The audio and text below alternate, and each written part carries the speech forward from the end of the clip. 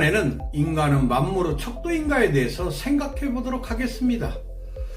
고대 그리스에서 지혜로운 자라는 뜻을 가진 소피스트 중 한 사람인 프로타고라스는 인간은 만물의 척도이다라고 말한 것으로 유명합니다. 세상에서 인간만이 지식을 생산할 수 있기 때문에 인간이 만물의 척도가 된다는 말입니다.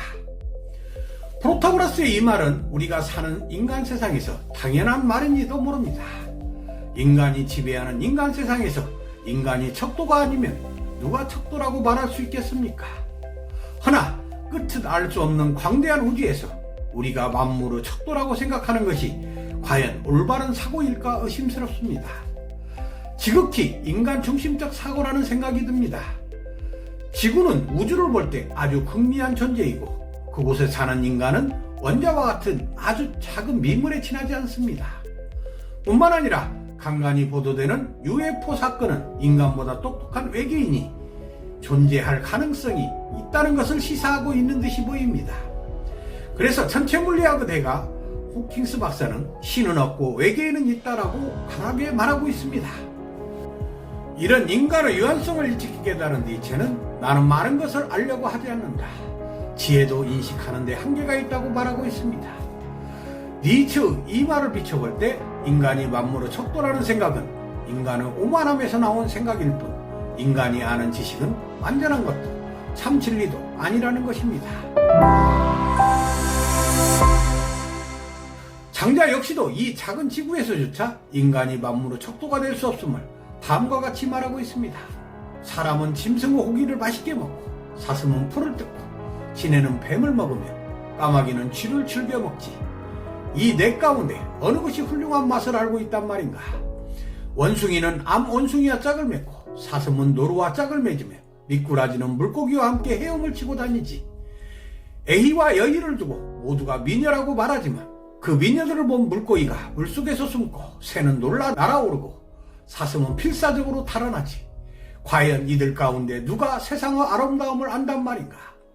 나만 스스로 좋다고 여기고 있을 뿐이지. 장자의 이 이야기는 인간이 아는 지식은 인간만이 통용될 수 있는 이야기일 뿐 다른 존재에게는 전혀 통할 수 없다는 얘기입니다. 우리는 우리 스스로 옳고 그르다고라고 말을 하지만 그것은 어디까지나 인간의 입장일 뿐 우리가 하찮게 여기는 원숭이나 미꾸라지, 지네, 사슴에게는 전혀 통할 수 없다는 것입니다. 그래서 우리가 알고 있는 지식은 상대적일 뿐 아니라 우리가 아는 지식이 사실과는 전혀 맞지 않을 수 있고 우리가 세상을 잘 모른다는 생각이 사실일 수 있다는 것을 말해주고 있습니다.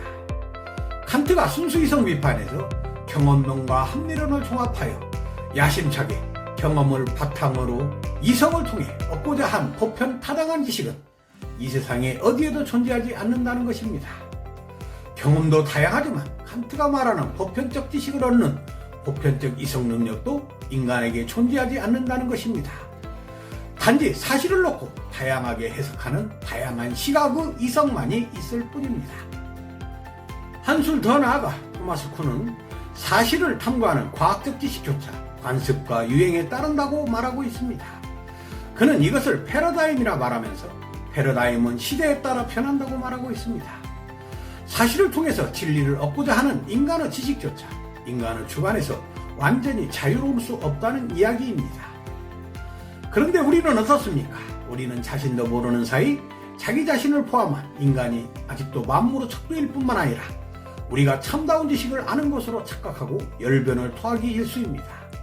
하지만 그것은 알고 보면 그리 현명하지 않다고 생각합니다. 아무리 잘난 인간도 누구도 만물의 척도가 될 수 없습니다. 공자와 같은 철학자가 석가와 예수라도 세상의 하나의 기준이 될 수 없습니다.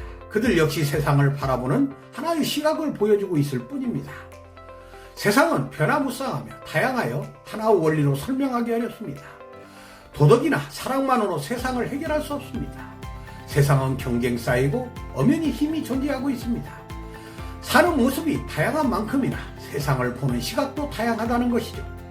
그래서 세상을 바라보는 시각 중에 절대적 지식이란 있을 수 없습니다. 절대주의는 사람을 올가매는 이데올로기일 뿐입니다. 우리들이 아는 것 중에 어느 것이 사실에 가깝냐가 관건입니다. 그래서 몽테뉴는 자기가 안다고 잘난 체 하는 것은 진실로 안다는 것이 무엇인지를 아직 모르는 것이며, 아무것도 아닌 인간이 자기가 무엇이나 된다고 생각하는 것은 자기 자신을 기만하는 것이라고 하였습니다. 우리는 대개 우리의 시각에서 세상을 보고 있고 나름대로 편견이 있다고 생각합니다. 어느 누구도 자기만의 시각과 편견이 없는 사람이 없습니다. 무식할수록 고집불통이고 완전한 편견 덩어리입니다. 좀 배웠다고 해도 편견에서 완전히 자유로울 수 없습니다.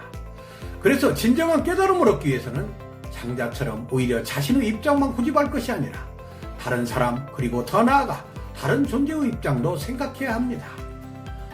다른 존재의 목소리를 외면하고 인간을 만물의 척도로 생각하는 한 지구 생명도 얼마 남지 않았다는 생각도 듭니다. 이런 역지사지의 정신없이는 세상을 두루 보는 지혜에 접근해 간다는 것은 불가능하다고 생각합니다. 진리에 조금이라도 접근하고자 한다면 인간 중심적 사고뿐만 아니라 기존의 사고와 자신의 입장과 편견을 벗어나려고 부단히 노력해야 합니다. 그래서 탈무드에서는 혀에게는 저는 모르겠습니다라는 말을 부지런히 가르쳐야 한다고 하였습니다. 너 자신을 알라라는 소크라테스의 가르침처럼 자신이 모른다는 사실을 깨달아야 열심히 깨달음을 얻기 위해 노력하기 때문입니다. 장자는 이런 깨달음을 위해 우리들에게 다음과 같은 의미심장한 물음을 던지고 있습니다. 사람이 습기가 많은 곳에 살면 허리병이 생기고 반신불수가 되기 쉬운데 과연 미꾸라지도 그럴까? 사람들이 높은 나무 위에 살면 떨어질까 두려워 꼼짝달짝 못하는데 과연 원숭이도 그런가? 그렇다면 이 셋 가운데 누가 올바른 거처를 정하고 사는 것일까? 몽페니도 인간이 우주의 제왕이 아님을 다음과 같이 말하고 있습니다. 자기 자신도 극복하지 못하며 모든 사람들에게 침해당하고 가련하고도 허약한 피조물이 자기가 우주의 주인이며 제왕이라고 자처하다니, 이런 어처구니 없는 일이 도대체 어디 있단 말인가? 우주를 지배하는 것은 고사하고 극미한 작은 일부분도 이해할 능력조차 없는 것이 아닌가? 장자의 말처럼 인간의 지식은 인간이라는 한계벽 때문에 절대적일 수 없다면 어떻게 해야 하겠습니까?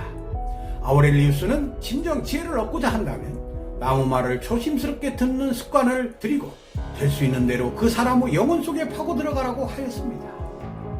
탈무드에서는 사람의 입은 하나이고 귀가 둘이다. 이것은 말하기보다는 듣는 것에 2배로 힘쓰라는 뜻이다라고 말하고 있습니다.